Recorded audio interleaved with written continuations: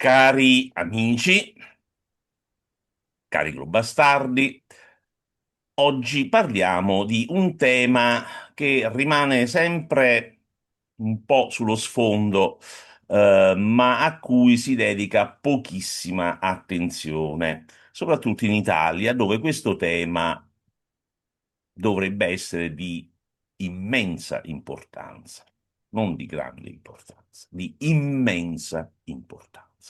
Stiamo parlando dell'interferenza dei russi in Africa, a partire dalla Libia, che per chi avesse dimenticato le nozioni di geografia apprese a scuola, è a un tiro di schioppo e sicuramente a un tiro di missile dalle nostre coste siciliane, ma anche dal resto del territorio del bel paese. Quindi è una questione che ci riguarda direttamente, non è una questione che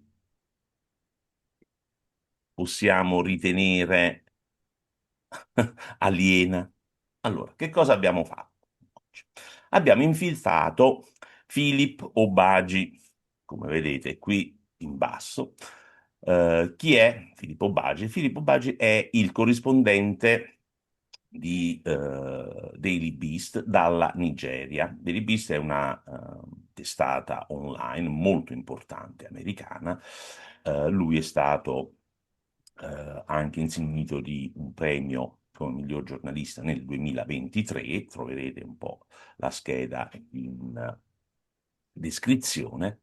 E adesso passo all'inglese, in modo che Philip ci possa dare tutte le informazioni che ha raccolto durante le sue inchieste, durante i suoi anni di giornalismo investigativo sulle attività russe in Africa. Lui è in Nigeria, è nigeriano e quindi ha una visione abbastanza precisa sul campo, direi, perché poi ha ovviamente viaggiato in tutta l'Africa, laddove sono i punti caldi, sia di conflitti sia di interferenze russe. Philip, I did my little introduction. Thanks a lot for having accepted to be on this channel.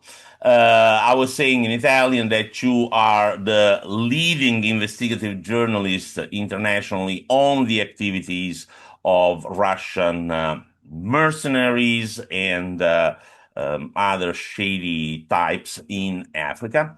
Give us your view. So let's start from the most worrisome activities by Russia in Africa, and then tell us what these activities, what kind of trouble, what kind of atrocities, what Yeah. kind of crimes these activities generate.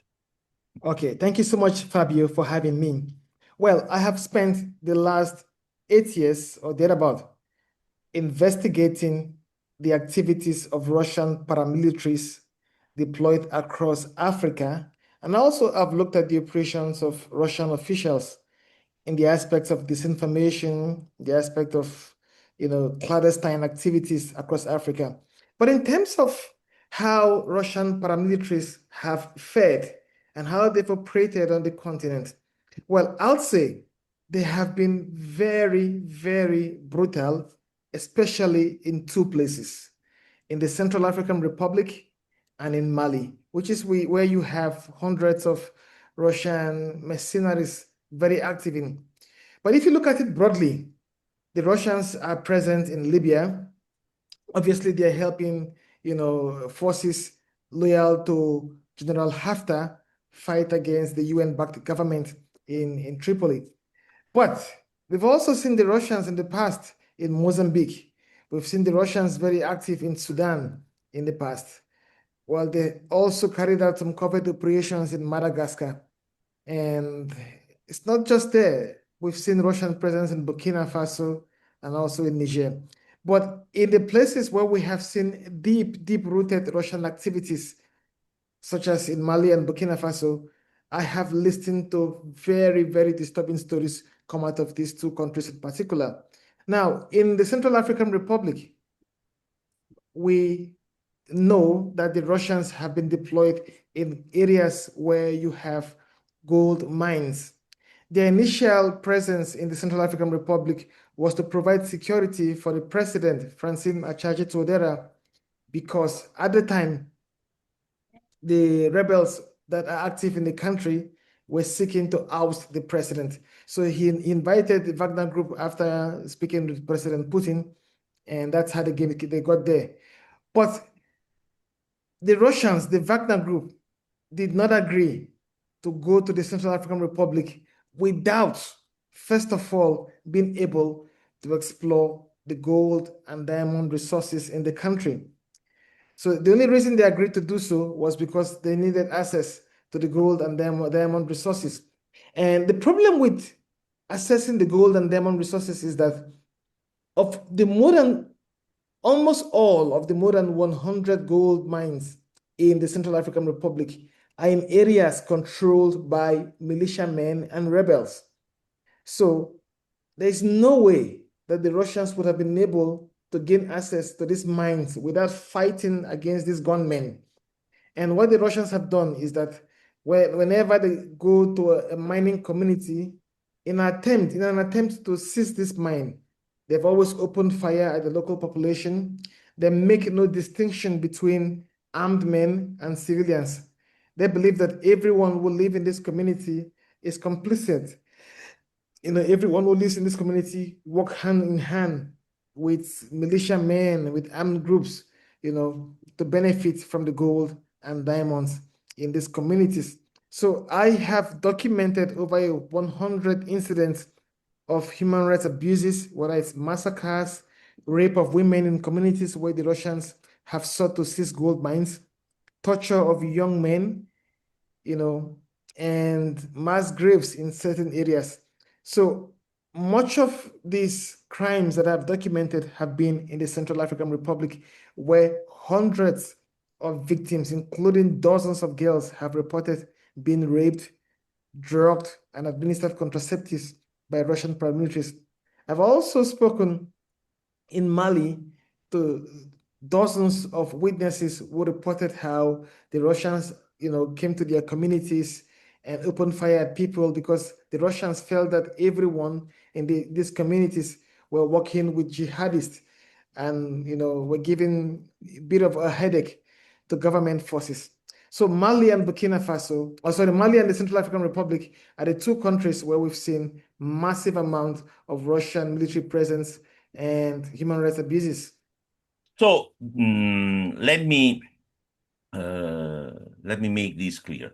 The Russians have sent mercenaries and paramilitaries Yeah. in the Central African Republic to plunder their resources, in particular gold mines. So they come with these forces, with these groups.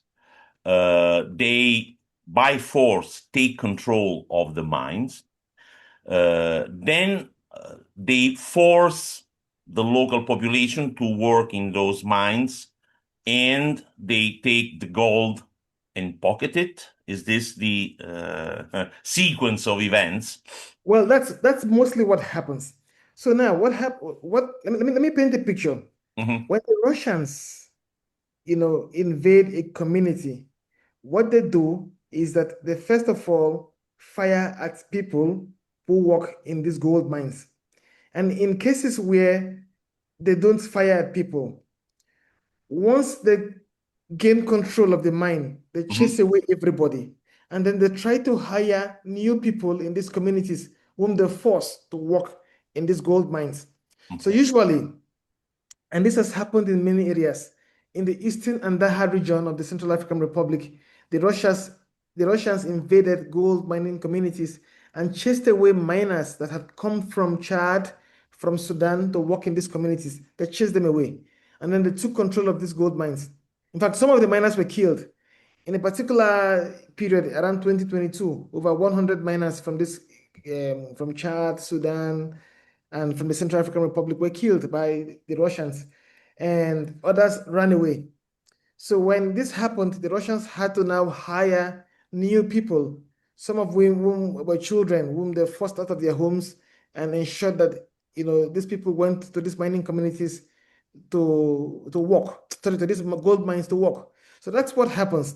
And when they carry out this exploration, the Russians take this gold, put in aircrafts, and then fly this gold out of the Central African Republic, either to Russia or either to the Gulf region where they sell them in the black market. So that's exactly how they operate. Okay, but these people who are forced to work in the mines, are they paid or are they enslaved? Well, in some cases, they are not paid. In most cases, they are enslaved, particularly the young ones. The young ones, like the boys who may be from the ages of 13 to 15 or 17 or thereabout, those ones are enslaved. And there are some people who are paid because the Russians want the work to be done fast. They want motivation. In some cases, people are paid, but in many cases, the workers are enslaved. Yes. How come that these crimes that you have documented didn't get the attention of the International Criminal Court or other international bodies like the United Nations or the Organization of African Nations, not to mention the so-called do-gooders in Europe or in America that are always outraged by the slightest hint of wrongdoing. How comes that all these bodies turn a blind eye towards these atrocities, towards these crimes in Europe? Well, I am very angry at that because one of the reasons why I travel across the world, a lot is because I want to bring attention to the crimes that are happening in Africa, crimes committed by Russian paramilitaries and Russian officials. Now, it's difficult to say exactly why this did not gain global acclaim, as in why the activities of Russia in Africa did not spread as wide as we expected. The first thing that comes to my mind is the fact that, okay, well, this is happening in Africa, and Africa may not be a place that the rest of the world cares so much about. And it took until the full-scale invasion by Russia of Ukraine for people to begin to even talk about the Wagner Group and its activities in Africa. And that was because Wagner became a major force for Russia in the Donbas region of Ukraine. Now, people saw Russian involvement, the West saw Russia's involvement in Africa as an African thing. Now, I try to make a case that Russia's involvement in Africa is not merely to destroy Africa alone, but they see Africa as a veritable ground to launch a campaign that targets Europe. And as we speak today, I've been able to come up with proofs to show that, yes, Russia actually targets Europe from Africa.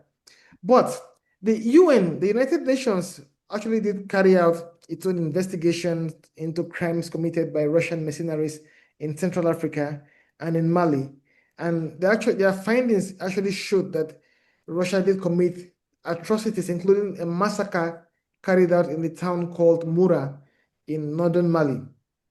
The UN investigations have also showed that there's been attacks in communities like Yanga and Aigbado in the central part of the Central African Republic. So the UN has condemned these atrocities. The EU and the US had sanctioned some some Russian officials involved in exploration in the Central African Republic and also involved in abuses in the Central African Republic. The US Treasury Department was actually the department that sanctioned some members of the Wagner Group. But that has been the highest level of punishment handed out to the Russians. Now, if you go to the US, you wouldn't hear people on the streets of Washington or of New York talking about the atrocities committed by Russia in Africa. That's not so much in their consciousness. People can talk about what happens in Ukraine, but less about what happens in Africa. And that's because to many people, Africa has witnessed too much of violence, too much of conflict, too much of oppression. So it no longer is any news if a foreign power or if a foreign influence oppression targets Africa. So that's the much I can think of when I think of the fact that there's not so much of focus on what Russia is doing here in Africa. Oh, but Alberto, I don't know if you want to if you want to intervene, because otherwise I will ask Philip about the involvement in Libya, which for us Italian is a hotspot. Yeah. How are they operating in Libya? Those mercenaries or paramilitaries, or I think even some groups in official capacity, because in the eastern part of Libya, there are, let's say, Yes. official presence of the Russian Federation. So Yeah. give us a picture of what's going on in Okay. Libya as well. Thank you. And I think that what I will say about Wagner, or what I will say about the Russians in Libya will be very interesting for Italian, for the Italian audience. Now, Libya is a very strategic point for Russian influence operations in Africa. And I'll tell you first of all about how they got involved. Now, Libya, after the fall of Gaddafi, descended into, well, the civil war in Libya started even while Gaddafi was in office. Yes. And it Oh, that's continued. something. Sorry, Philip, if I interrupt you, but this must be uh, must be brought to the public opinion's attention, because people think that everything that the trouble in Libya started with the so-called Arab Spring. Yeah, In reality, there has always been an opposition, an armed yeah, and, let's say, an uprising against yeah. Gaddafi, even Mhm. before that. That's So it correct. wasn't the Arab Spring that, and the decision by Macron, Obama to intervene on the side of the rebels that has sparked the collapse of Libya. Libya was a country at war, not an intense civil war like Yeah, today, mhm. but was a country with internal strife long before the Arab Spring. So That's let very me, correct. yeah, I mean, you are very correct, Fabio. The Arab Spring may have been the one event that yeah, eventually led. the detonator, the trigger Exactly, that's of correct. a larger Yeah, conflagration, let's say. that's But correct. there was already, Yes, you're correct. I mean, Libya witnessed a number of conflicts with some groups who were anti-Gaddafi long yeah, before the Arab Spring happened. But after the fall of Gaddafi, it became very difficult for the armed groups, to all come together and work to ensure that a smooth government, a smooth transition happened.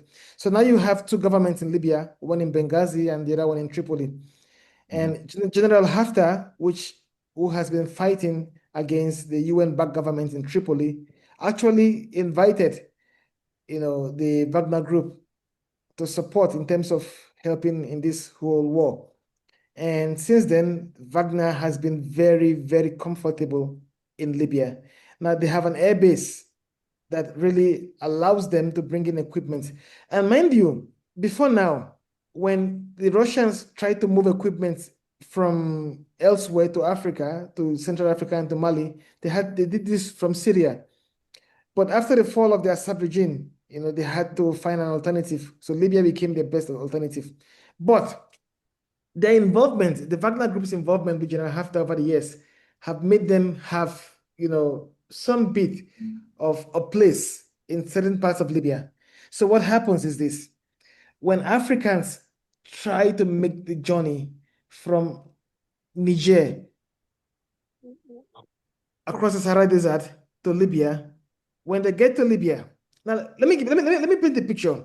The vast majority of Saharan Africans that attempt to migrate to Europe actually converge in a town called Agadez in the central part of Niger.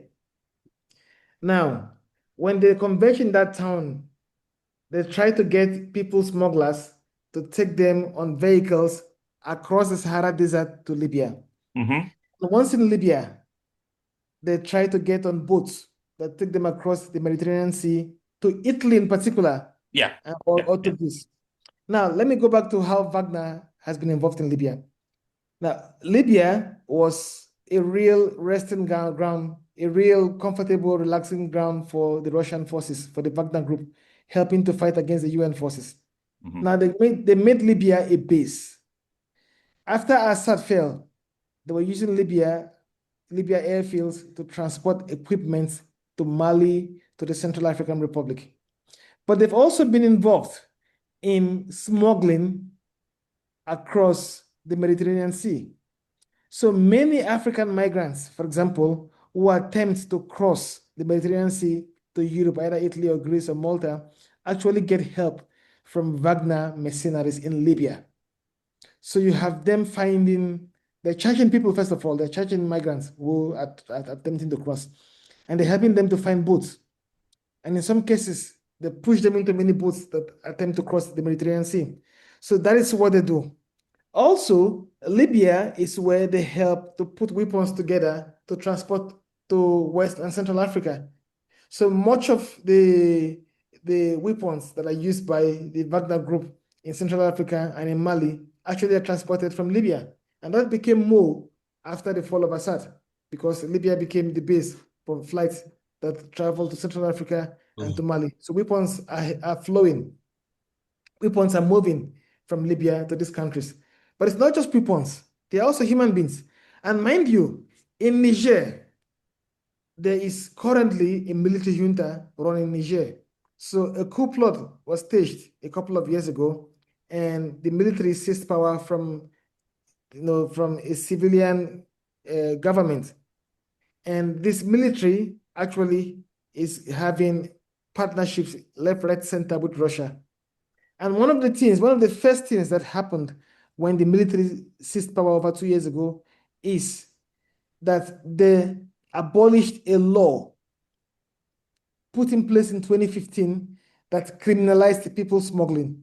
So let me take you back to 10 years ago. Now, in 2015, 2016, or before then, the EU was facing a huge migration crisis from Africa. So the EU decided to fund the Nigerian government to the tune of about 32 million euros to be able to stem the migrants' flow. And one of the key measures taken by the government of Niger was to get the parliament to enact a law that criminalized people smuggling, because Agadez in central Niger was becoming the hub for people smuggling. So the law was signed in 2015 by the president after the parliament enacted it. So that law, when it came into force, it stopped, many migrants from assembling in Agadez. But one of the first, measures, one of the first actions taken by the military junta that seized power over 2 years ago was to abolish that law, which effectively decriminalized people smuggling.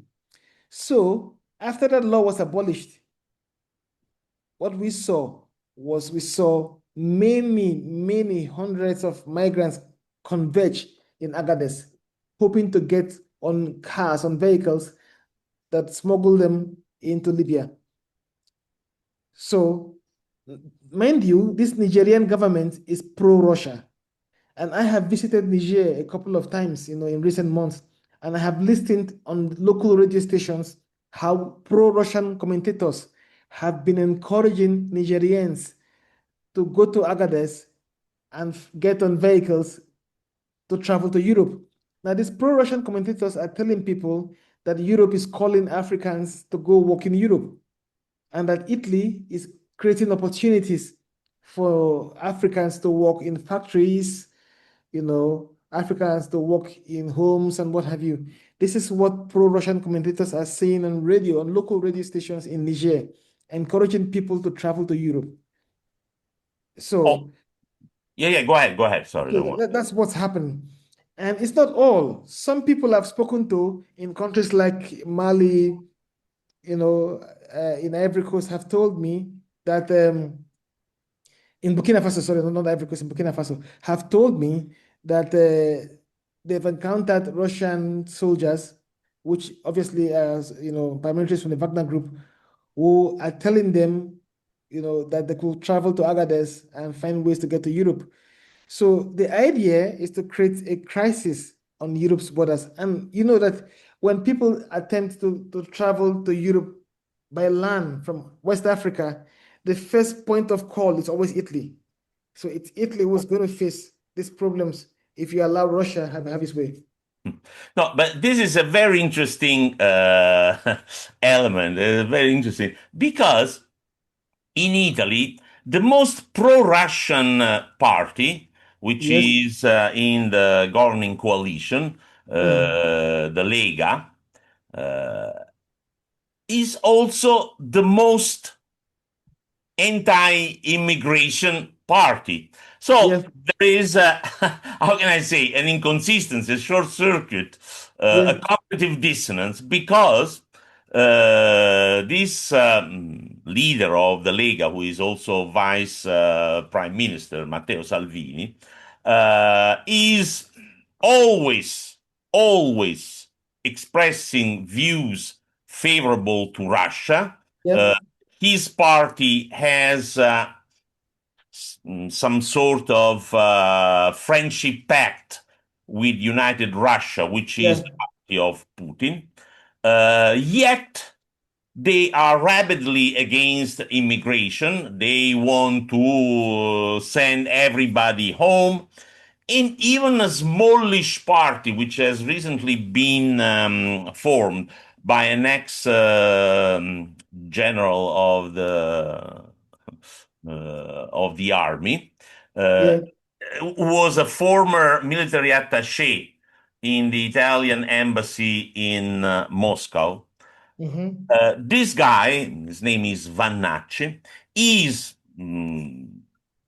blatantly pro-Russia Yeah. and is against immigration. The main, I would say, plan, the main aim of this smallish party is to send back all immigrants to their home country. So they call it the remigration. Uh, Yeah. so, Yeah.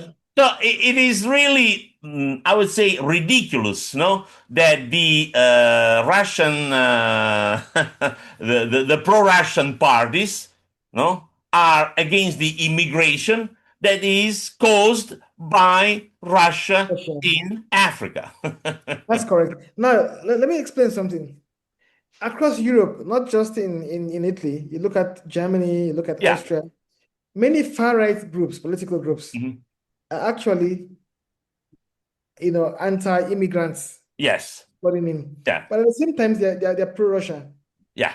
We've seen already, right from the time of the Syrian war and what have you, Mhm. we've seen how Russia has attempted to push migrants from Eastern Europe towards the West.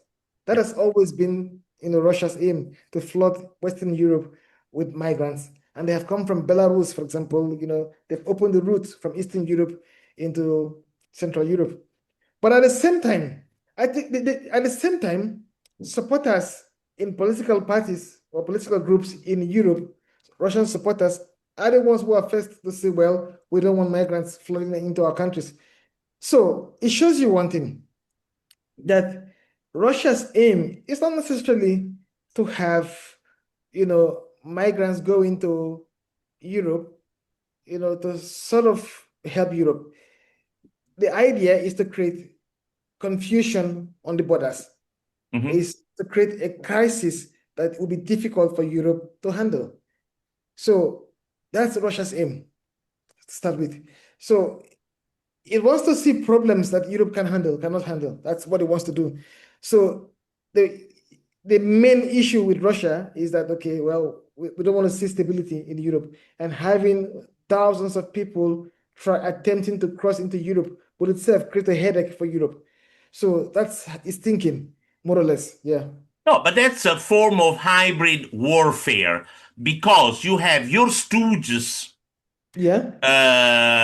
um, raising hell against immigration, Yeah. while those same stooges, no, Mm-hmm. support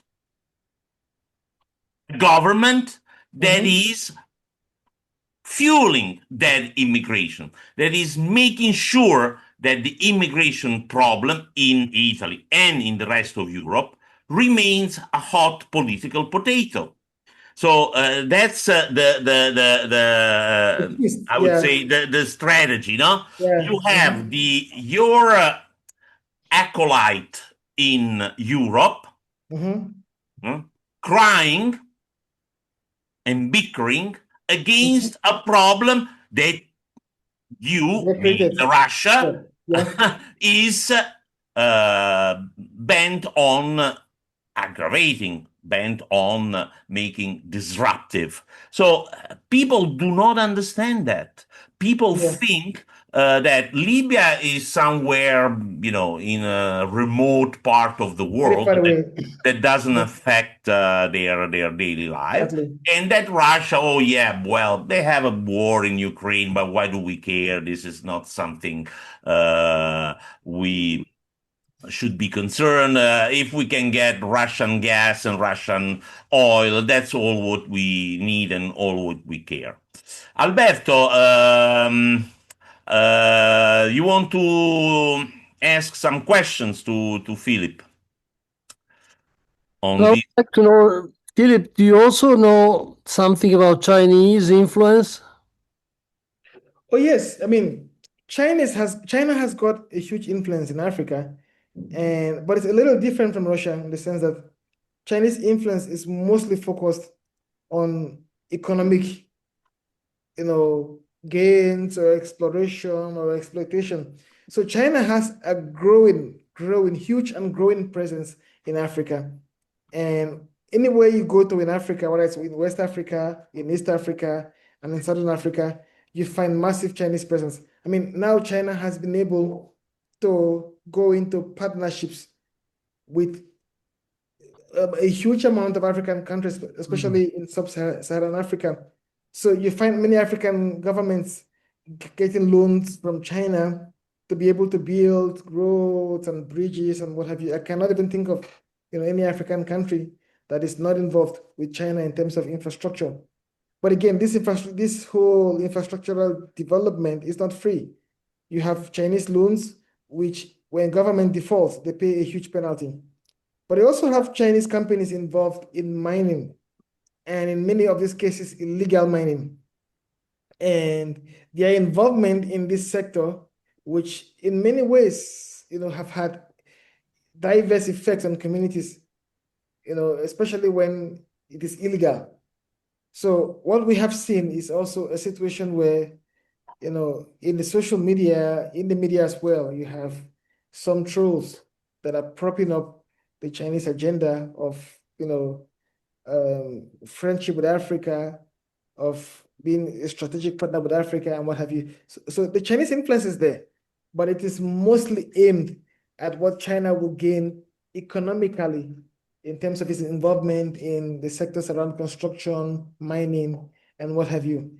But for Russia, Russia wants to gain political influence in Africa. Russia wants to gain military influence in Africa.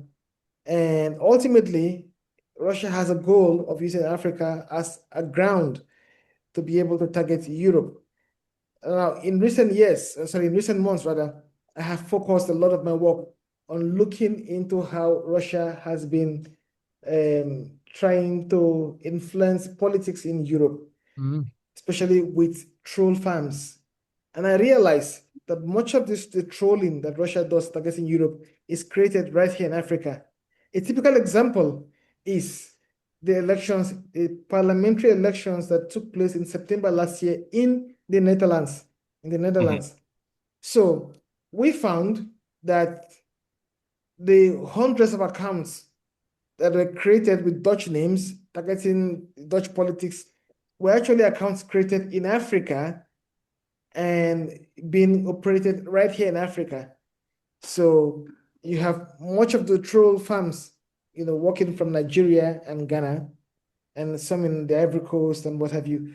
But you see a massive troll campaign that influenced Dutch politics operating in Africa, created in Africa, and which is something that I've always warned against.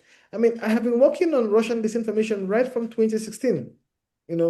At the time, at the Daily Beast, we looked into how Russia, influenced the US, interfered in the US presidential election in 2016. And we found that Russian trolls had targeted the Hillary Clinton campaign. And at the time, my investigation revealed that African students were approached by Russian officials, African students in Russia, in Moscow, and in St. Petersburg, were approached by Russian officials to be used for this troll campaign. Some Africans were asked to create videos that bashed the Hillary Clinton campaign. And I carried out a massive investigation and found that dozens of African students had been approached by Russia. In 2020, during the build-up to the 2020 US presidential elections, we also found out that Russia had created troll farms in Ghana and in Nigeria, in Accra and Lagos. And these troll farms actually hired African students to create social media posts that stoked racial tensions in the US, particularly in Democrat-led cities. So we knew at the time that much of the Russian troll farm targeting the US elections were operating from Africa. And then when I started to look into elections, politics in Europe, I was finding ways to know exactly how Russia was influencing, politics in Europe. And then I found that in the Netherlands, there were troll farms operating in Africa. In France, targeting the French elections, there were troll farms operating in Africa. And soon I'll be looking into Italy as well. And it also buttressed my point, what I've always been saying, that much of Russia's hybrid warfare, much of Russia's information war, much of Russia's trolling is created right here in Africa. Yeah. No, that is an important piece of information because, they think that the troll farms are, I don't know, somewhere in Bulgaria or maybe in, I don't know, Kazakhstan. Yeah. While the spearhead of these hybrid warfare is in Africa, where the Italian government, yes, every once in a while pays lip service to the problem of Africa. We have this Mattei plan, so-called, which should be a plan aimed at spurring growth in Africa, but it's little less than a diplomatic, I would say, window dressing with little money and no solid infrastructure behind. Infrastructure, I mean, like institutions, people who actually go look at what investment should be necessary and so on and so forth. The last thing, how about the role of France? France in West Africa, sub-Saharan West Africa, was I would say, the country that had the most pressing, most evident influence. They had a military presence there. Then all of a sudden, not all of a sudden, at some point they decided to leave that area, and because probably it wasn't worth it. I mean, the political cost and the economic cost of that support made it unsustainable to keep that presence and to what do you think about it? Was it a wise move? Was it a stupid move? Was there any other strategy that could have been pursued? What is your view? Well, the French have made a lot of mistakes in Africa, and it didn't start in recent years. These errors have been there for many years. And because the French have been involved in areas in the Sahel, the Sahel region is a region that's around the Sahara Desert.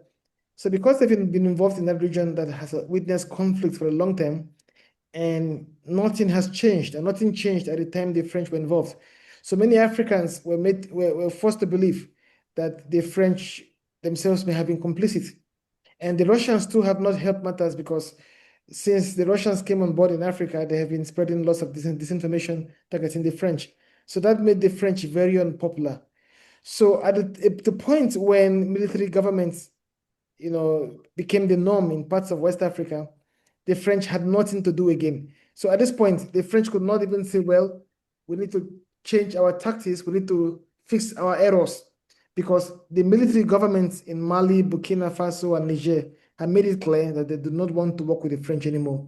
They want to be allied to Russia. So there was nothing the French could do because they were chased out. So if you're not there, you cannot change anything. So now it has to look France, like I said, made a lot of mistakes.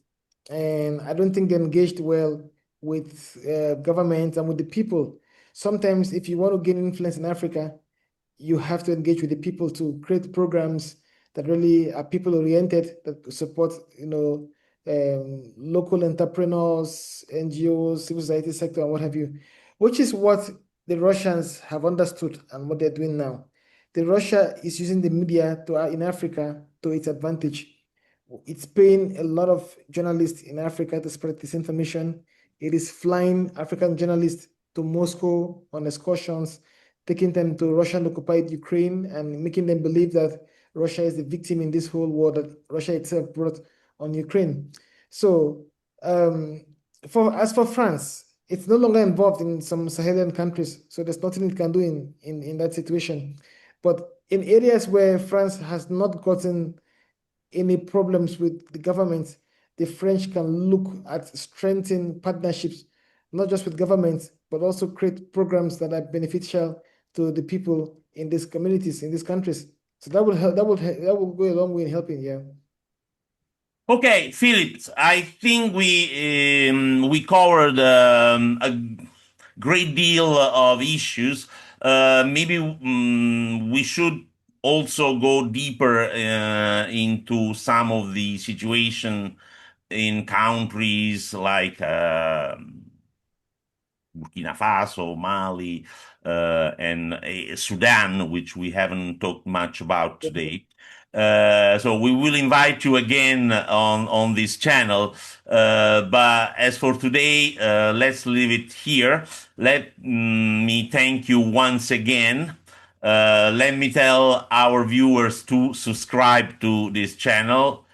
Put a like on our on this video, and please do comment because it's important that you engage with us in order to be more palatable for the YouTube algorithm. So thanks once again. We will put in the description a link to your funding campaign because it's important that we do sustain free journalism and accurate news reports. So please donate also because this is an important task that very few people are now devoting to. All the best, and I hope to see you once again on this channel.